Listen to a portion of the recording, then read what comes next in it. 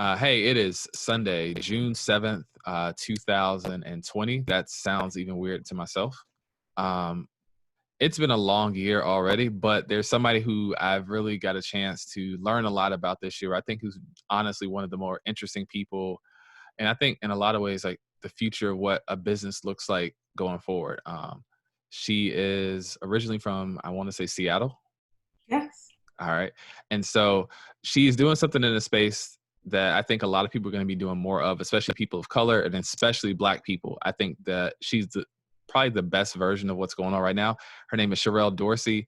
She has her own company. It is a newsletter company. It's an analytics company. She is a speaker. She does pretty much any hyphen that you could think of. She does that. We're going to start out by letting Sherell introduce herself, but I cannot stress enough that this is probably you're going to be knowing in 5 or 10 years from now, but I'm glad you guys get to hear her first. So we'll have Sherell introduce herself. Hey, well, first of all, thank you for having me on the show. I'm just a huge fan of your work and the nuance and the space in which you operate. My name is Sherell Dorsey. I am a data journalist, and I am the founder, publisher, and editor-in-chief of The Plug. And we cover what's happening in the Black innovation economy, everything from startups to venture capitalists to trends that are shaping kind of everything in tech, but particularly where spaces have been led by Black folks. All right. And so because of that, that is one of the things I think is really interesting about The Plug. And I want to first start talking about how did you get involved with The Plug in the first place? Or just creating it, and what was the impetus behind it? Yeah, so that's such a great question. I am from Seattle, as you mentioned earlier. I really grew up like a Microsoft kid. I learned how to code in high school, was part of a really amazing program for kids of color learning technology called Technology Access Foundation, and worked at Microsoft as a high school student, got a Blacks at Microsoft scholarship for college. So tech has really kind of been very much with me most of my life. And part of the challenge in kind of growing into my adulthood and going into the workforce was being completely fascinated by tech, but not really seeing Black media cover it within detail outside of just, the latest gadget or, folks themselves who are kind of talking about gadgets. And then also just in mainstream news that I would read to stay on top of various industries or to know what's new and next, I did not see a ton of representation or voices coming from people that looked like me. And so as I was working, I was pitching to different outlets, Black Enterprise, kind of early, maybe 2011, 2012, moving on to places like Fast Company, Next City, and really just wanting to cover not just Black people in the spaces, but also Black folks who weren't necessarily in major cities doing really cool things. Because I thought that the impact was so much more significant because you're creating something not just for it to exist, but you're creating it in order to give jobs to your folks in your community, or what have you, build wealth for yourself and your community. And so I just kind of became known as the plug, the person who knew about all the Black folks in tech, who was always going to the conferences. And so I was like, that's really cool. Instead of me having individual conversations and writing these individual stories, let me just start compiling a newsletter that I can send out Monday through Friday. Like, I read tech news every day. I want to hear about Black people in tech every day. Yeah. And so it really was a labor of love for the first 2 years, much more experimental. And I didn't intend to create a business from it. I was still working at the time. I've had experiences as a marketing manager at Uber, also working as a contractor at Google Fiber. So I was getting up at 5, 6 in the morning, pulling together the newsletter, and then just slowly building an audience around kind of a common interest. So that's really the origin story of The Plug. And then once it started to take off a bit, I realized, I want to turn this to something very valuable. I think if we're going to look at the Bloombergs and the Wall Street Journals, why can't we have something of that caliber that shows how we're showing up for this space? So that's really the impetus behind The Plug. And it's honestly, you've been showing up as somebody who's new to The Plug for the most part over the last few months. I could say I'm definitely a happy member about it. And I want you to kind of break it down anyway, about what you're doing, particularly as the business model, because I think that maybe while me and you are aware of it, I think most of the people in our community aren't really aware of the business model that you're operating with. Yeah, that's such a good question because we've seen just, journalism and media in general is a really, really challenging space to be in. I think kind of prior to, just in the last few years, we've gone from this shift of heavily funded venture capital back, media outlets that traditionally were supported through advertising. Well, we know that the advertising dollars have dwindled significantly, and majority of advertising dollars are really spent with the Facebooks, the Googles, what have you. Um, and so I knew sort of going into this space that number one, I wasn't trying to build a subscriber list of 5 million people. I knew that this is a very niche space. There are only going to be certain people that are going to want to know about this information. And so I had to be very clear on the outset that I'm not trying to go fast and move or break things. I am trying to build something of significance that has a Okay. sense of depth and grabs people's attention. It's not clickbait. It's not opinion based, things. I mean, there's definitely some of my opinion and analysis, but it is deeply reported, much more investigative work. And so as a result of that, I just felt like people should be paying for what they consume. It's a labor. And there are people that do great work as journalists. We do phenomenal work in research. And so I knew sort of on the onset that I wanted to build something that would be subscription based, especially after I had started to build out my newsletter list. So the model here for the business is we sell memberships. And so it's $100 per year for access. It gives you access to our exclusive stories. We also have data indexes. So the reporting that I do for our stories, majority of the time, we're tracking various trends, be that all the Black-owned co-working spaces, which we released about 2 years ago. We were the first to ever create a mapped list of Black-owned co-working spaces, from tech accelerators to who's serving in DE&I roles at major tech companies. All of those things that we're tracking for our own research, we've now compiled into indexes that our members are able to access and use for their work for a variety of reasons. And then we also do a member call every single month, and that allows us to talk to a leading voice in innovation or research or economics or what have you to help us break down something highly relevant to the environment of that month. We had Dr. Andre Perry at the Brookings Institution, who's a fellow there, who's done research on Black assets. We've had McKinsey partners who've talked about the Black wealth gap, in addition to how automation is going to affect the Black community. So it really helps our members really navigate through what's happening today. So that's part of the package for the Plug Pro. And then we just started some events back in February. And of course, with the climate now, we'll be switching some of those to virtual events. But these are invite only. So our members get first dibs on access to tickets for those events with a member discount. And again, these are very private, very sort of elite spaces. And we wanted to make sure that we created a professional model around Black tech news. And it's not highly consumer-based because who we reach really is a professional class of investors and business leaders and what have you. And then secondarily, we do have some aspect of advertising as well, be it banner ads within the newsletter or job ads and content sponsors. So there's about 5 or 6 different streams of revenue that we use to run the business. Right. And that's why I think you're probably the best at doing the newsletter space. Like I generally think you're probably the best at doing it from a model standpoint. And so I want to ask though in particular, which is, you may not say this, but I consider you an expert in the Black tech sphere. What is something in particular that people aren't really aware of with the Black tech space that you would like them to be aware of? Yeah, I don't know if I'm an expert. I definitely am an observer, and as a journalist, I have to listen into lots of conversations. I think that there's so many different facets from, the academic level to the VC level to what have you. All those rooms that I'm not in, I kind of have to just observe by conversations and through relationships.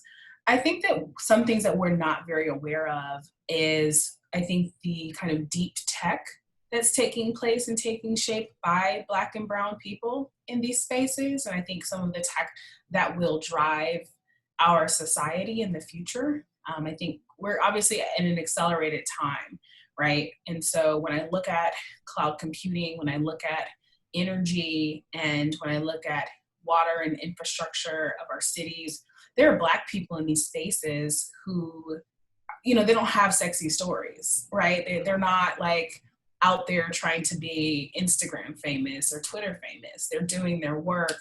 They're making a lot of money. They're raising a lot of money, but they don't get as nearly as much shine. And it's not even that they want shine. I think that they are true practitioners of the work. And so that kind of helps me to continue to level set the plug in terms of how we present our work and how we do our reporting, because the interest is not just because they're Black. Of course, it's kind of the foundation of the niche publication, but we try to focus on the true reporting of what's being created and why it matters. And that's kind of what I think sometimes goes missing from other outlets that I think are in similar spaces as us, where the focus is just, it's the Black founder, they created something. But we're not critically asking, but is it important? Or is it good? Or are they actually producing revenue? Is this company going to last? No, I like that. And so I actually want to ask about that, which is, and a bit of a segue though, because you've been seeing a lot of companies, you've been in a lot of marketplaces throughout the US, which I think is one of the reasons why your business is so well versed. You were in Charlotte and then you moved to Atlanta for a bit. Like, can you explain to people why you went to Charlotte in the first place and then why you decided to go from Charlotte to Atlanta? Yeah, so first I went from Seattle to New York City to Bridgeport, Connecticut to Charlotte to Miami for 6 months and then to Atlanta. So for me, my moves were always about opportunity and just learning. So, Charlotte from Bridgeport, I did a fellowship for a year with the mayor's office, working on youth employment, small business services, as well as some climate related kind of things. I knew that Connecticut was not going to be my home long term. Okay. And I also decided to move south because my entire life I had been in predominantly white spaces. And, this was pre-creating the plug. I knew that I wanted to be in an environment where, Black people had much more, whether it was positions in city council or just representation across the board. I knew that I wanted to have a normalized experience of walking into rooms and I wasn't the only Black person. I just kind of was exhausted from that and, through my life. Charlotte for me, it was kind of, my pit stop on my way to Atlanta, but I had family in Charlotte. I had done some research in a couple of different cities, from Atlanta to Austin and some other places. And ultimately I decided Charlotte was close enough to New York so I could get back and forth when I needed to. And it was a growing city. And I like that I knew that I could stand out, and I didn't know what I was going to do yet or what I was going to build, but I knew that it allowed me an opportunity to build community and be rooted. And so, I was there for about 5 years until it was time for me to move on. I felt like I had exhausted myself doing all the work that I could do there. And then I wanted to go into a market like Atlanta where I felt like there was more to offer in terms of intellectual capital, just based on the bevy of schools that are in the space. I think the Black tech community, especially for the plug, to really be closer to what's happening on the ground that you don't necessarily see online. And then also I have family here too. So then on Sundays I can go to my great aunt's house and get a pot of gumbo. I like that. And now that's cool though, because I think you're one of the, Atlanta's always been attractive to people, and having somebody like yourself here, I think always makes the city better. And so I want to ask though, in particular, just speaking of this, you've been in how many cities now? 6 or I don't even know. About 6. Yeah. About 6 now. Right. And everybody now is trying to be a tech hub of some type. And so you've seen what it looks like in a bunch of different marketplaces. What is the one thing you think people are not getting correct about what it takes to build a quality tech hub?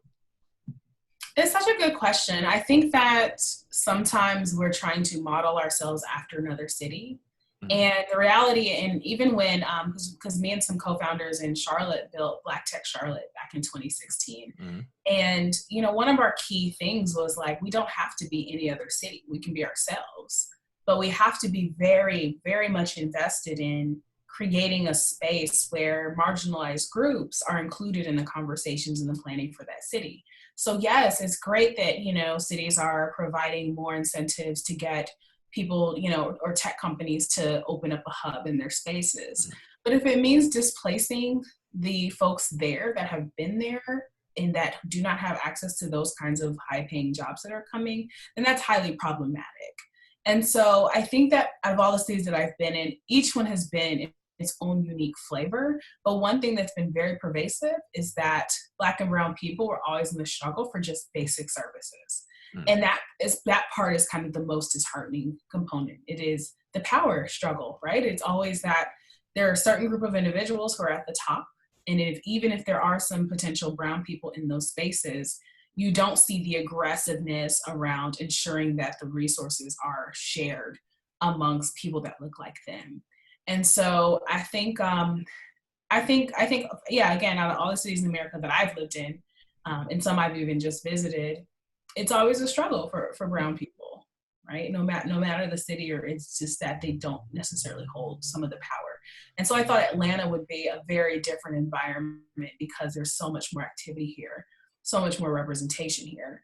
So I do see a bit of a difference, but as I'm starting to learn, and I've only been here for 6 months, so I'm still learning the landscape and kind of understanding who's who and what's what. But I think there's definitely, Atlanta has its own struggle, right? But it also has, I think, a lot more assets compared to some of the smaller markets that I've lived in. Right. And so that brings me to something else about you in particular, which is you, like you said, you started BLKTech Charlotte. Oh, I'm sorry if I got the name wrong, Sherell. No, that's right. Don't hurt me. It takes a different kind of person to see something and then start something. And now you've done that, you've also had the plug. Like, do you consider yourself an entrepreneur? Or do you consider yourself somebody who addresses problems? I really like that, I address problems. Okay. I had to really decide, like, I'm probably not going to create a deep tech thing. I mean, I'd like to invest in people who are creating those things, who are much smarter than I am and have the credentials to match. I think first and foremost, I consider myself a journalist and a truth teller. And Okay. I think that work for me is so much more important because I believe documenting our work and telling the world a different story about who it is that we are is so critical to the zeitgeist of ourselves as humans and as society. And then I think also, yeah, I'm a problem solver, definitely a problem solver. And I think, entrepreneurship is very expansive because you can be working for a company and be entrepreneurial. You cannot, be working for a company. At the end of the day, like, I know how to hustle and create things. And that's where I do my best work, is filling in the gaps where I see them. Okay. And so in terms of filling the gaps, I do want to take a bit of a turn, which is no one's lived under a rock. We're down in a rock. We're very much aware of what the social condition is right now across the U.S. You've done something that if I could like commend you or like buy you a cheesecake in person, I would. But I really like cheesecake. That's a okay, really nice offer. No one's ever offered to buy me cheesecake. okay, I got you. Next time I see you, I got you on cheesecake. But you've done something I think is interesting. You've taken essentially, I'm basically all the statements made by tech-based companies in regards to Black Lives Matter, in regards to police brutality, and you just started compiling it. And so I think it's been interesting as to see the reactions to that, and then just the daily updates. At this point, it's like multiple times a day of like people who are saying they're going to do something and tracking what's going on. So you can explain to people how you came about that and why you're doing it. Yeah, I mean, honestly, 4 or 5 years ago when I was working in tech and, Mike Brown was killed in Ferguson, I distinctively remember our higher ups at work telling us, not to say anything. And the silence was so deafening. And yet there were employees we were in mourning and we still had to go to work and perform and present. And I remember just like fumbling the ball once at work because I was so distraught and traumatized by what was going on. And then the fact that like there was no moment at work where we could grieve. And so when I saw when I saw some of these tech CEOs tweeting out and using very clear language like racism, police brutality, anti-Blackness, I thought, well, this is a first. This is a first. I've never seen white male tech CEOs saying words and then for some of them attaching a dollar amount to here, and I'm going to say this, and now here's what I'm going to do. And so I had started sort of, saving and bookmarking the statements. And then I just pushed out there to folks like, hey, can y'all tag me in, in brands or folks who are actually saying something. And so, so people were like, oh, here's something, here's something, here's something. Once I got to about 25 names compiled into my spreadsheet, I was like, okay, let me just share this because we can get much more comprehensive if, other people are working. Again, I'm mostly a team of one, and then I have some contractors and part-time folks who kind of assist. And what was great was that my advisor's daughter, who's home from college, was like, I have nothing to do, let me assist. So she came in, and then we were able to double team, and then we spent, all day Saturday and mostly Sunday, not just compiling the statements, but then also looking through diversity reports to understand then what does representation look like at these actual firms, and tracking dollars and donations. And so I honestly, as many indexes as we've built and spreadsheets as we've built and visualizations we've built and pushed out into, the cyberverse, this was the first time our work has gone viral in this manner. And so it was surprising because you realize we're so much more alike than we are different because everyone was kind of thinking the same thing. Right? And they wanted to know, especially Black people, and especially Black people that work for tech companies, because they were like, oh, I see that my company hasn't made a statement. Let me go ahead and show them this list. Because if they're not on this, then of course, like we have some people captain, right? They're just like, they just wanted to be on the list, right? They just wanted to be in VIP with everybody else. And so then it was just this flurry of messages that, were being sent. But again, like as a journalist, I wanted to do more than just say that a statement was made. I wanted to be able to compare and contrast and ask deeper questions about what does it mean for your entire company organization? Because I knew that we're going to do this in our reporting, not just for this moment, but as we move forward, right? And just part of our work at The Plug is to really understand trends. So as much as this was a public service, it really also was a service to the work that we aim to accomplish, at The Plug. And again, I'm the original intention has far superseded the impact that this thing has had. And I am super grateful for it. I'm super just honored when people say, hey, I use this at my company and we're now making a donation to, the ACLU, or we're now starting to have conversations about how we recruit more Black people into the company. And so it's a tool, as much as it is just random information, it is a tool that we're all able to use. Even some people were like, oh yeah, well, I don't see this company or this company on the list, so I'm not going to spend my money with them. Oh, okay. And so it even got that deep where some people were like, hey, here are the companies. Now I can see who I want to interview with or take my talents to. And here are some companies I'm going to stay away from based on this list. And so it was so much interpretation and usage and use cases that it blew me away, because as much as we learned a lot in pulling this together, I continue to learn more from the other people in terms of the utility of what this has provided. I like that, because I got to ask you then, how does it feel though? The thing you've been working towards for so long, you have a very niche product with that, it works really well, but now it's like you perfected and now it just went viral and it's become, like you said, a tool for other people. What does that feel like now in real time that what you've done has gone viral in the way it has? It makes me feel useful. I think during a time where, it just things felt helpless. I think that we all have our fancy degrees. We all have our, get out of whatever story. Right. And be a respectable Black person. And this was kind of the first time in my life where I felt like, okay, if I can't stop police from killing us, in killing Black men. And I have brothers, you know, I have cousins, I have nephews. This is something that I can do, right? Like I know how to work. I know how to do my work. I know how to ask questions. I think secondly, from a personal business standpoint, there was some level of validation, because the backstory with the plug that I don't talk about a lot is I have, you know, gone into open calls for opportunities to pitch the business. And, you know, and rejection is a part of the game of business, right? I have been rejected, but, you know, some of those rejections are met with, this is not going to work, or we've already invested in, you know, insert, you know, Blavity or something like that. Right. Or there's not an audience for this. And so what's been very fascinating is to kind of watch the flood of those same individuals whose doors I was knocking on kind of come back and say, can we have a conversation?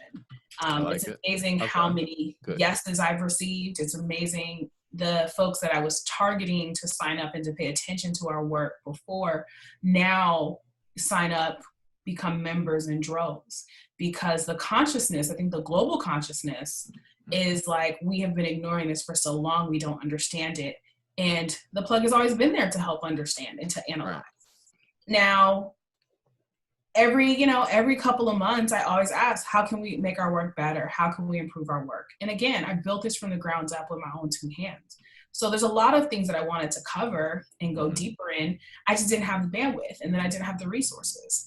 And so now it's kind of like all the investors are at the door, and I'm just like, I don't know that I want your money now, because I'm building a company that I 100% own, that was customer first and revenue first. And so our revenue, our grants, our advertising, like, it's made me so much tougher, like, because you got to learn how to sell in order to stay alive. I like that. I like that. Get a little, say it with your chest. I like that. So just to your original question, it all feels very validating. And there's that whole saying, if you stay ready, you don't have to get ready. Right. It was like working and doing this, like, I kid you not, King, I was in tears pulling this together, because it was so heavy. It was just a heavy world. It was like the protests were kicking off in Atlanta, George Floyd, Breonna Taylor, like, we're read these updates, and you're still having to perform. And it was just the heaviness. And so it's like, I'm up at 2-3 in the morning, just like trying to pull this information together. Like, I got to do something. And it was still like grief. It was so much grief for the world. And so it took me a while to feel proud that this thing had this level of impact I had not anticipated. Even my boyfriend was like, this is pretty magnificent. Like, you should pause and congratulate yourself. And I was like, a man's died. Like, I don't, and so, so it took me a couple of days to kind of get out from under that darkness, and to have conversations with my mom, who talks about the Rodney King riots, and, who just kind of talked about, like, her experience being a Black woman in corporate America and all of those things. It took time to just sit back and listen to folks say, like, I want you to understand why what you did matters, because I don't think you get the vastness of it. And you should kind of take a step back and applaud yourself and look at the entirety of your body of work. You've been working so hard for just a moment like this to be of use and to help synthesize the moment. And so when I started to kind of get into that space, it was like, okay, all right. So that's where I am. That's where I am today. No, I like that. And so I want to add, because I got to ask, because some people may not have seen it yet, based on the statements that you've collected, has there been any companies that have actually, like, backed those up with either new hiring or new diversity initiatives, or just good old fashioned money? Has any of those companies done anything? So what we're seeing is less than 50% of let me see where we are now. So less than 50% of the almost 200 companies have actual diversity reports that have been published in the last 2 years. Mm-hmm. And so, we are looking at individuals who, individual companies who at least have done the work of mapping their their actual diversity numbers, which is a start, right? Okay. Yeah. In terms of representation, we're still seeing some level of low representation. Okay. We know that for majority of these like very high tech companies, the reality is that for a lot of them, less than 4% of employees are Black. So okay. the goal is that with this publicly available information, again, like they're going to start pushing for better policies around hiring and doing some revamping or even creating apprenticeship programs that folks can start to get funneled into. It's still very early. Some people just wanted to be on the list. Mm-hmm. And so, when someone emails us and says, hey, here's a statement that we made, we push back. We have an entire survey now that's like, here are 6 different data points that we need. And some companies will turn back to us and say, listen, we actually don't collect any of this information. So, again, like ignorance is bliss. So if you're making a statement, it's kind of pushing them now to say like, well, why don't we collect this information? Because the data will hold us accountable. I like this. And I like that energy. So I do want to, because I know you're a super busy woman, I do want to end on one thing in particular, which is what is something about the plug that people may not know or what you're doing right now that people should be aware of? So, right now we are bringing on some new data fellows into our program for the summer. So we have to remember a lot of the newsrooms. We lost about almost 30,000 journalists in the last 2 months. And not lost as in they're dead, but like lost as in they've lost their jobs. So newsrooms have been depleted. A lot of programs for would-be college interns have been cut. So we're structuring a fellow program to bring on 2 fellows to help us continue the work on this project as well as some other projects. And so right now we are asking folks who are interested in supporting our work, maybe you're not in tech, maybe you're not necessarily interested in this space, but you want to support the work, to become sponsors for our fellows. And so you can just go to tpinsights.com, and on the About Us, under About Us is our fellows program.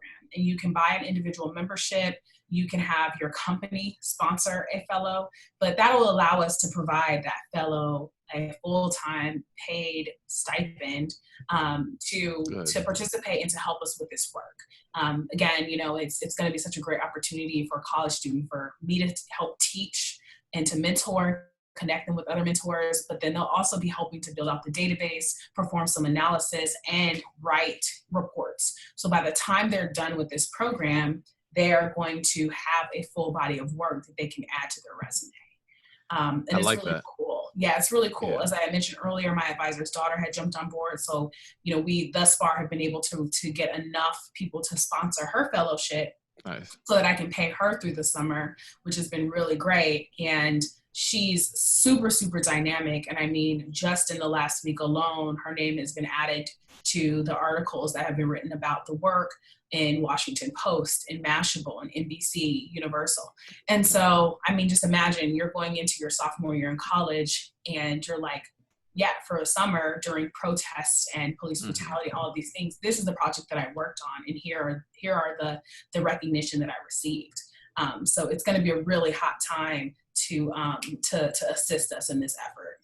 All right. So y'all see now why I'm so bullish on Sherrell. So she's got a fellowship. She's got a business. She's like putting hands to people's like corporate necks. And I generally enjoy it. So I love that. I'm going to use that. I do. I enjoy it. So I'm gonna be a cheerleader for what you're doing, because I'm generally like a fan. So one last thing, how can people get in contact or sign up for the plug?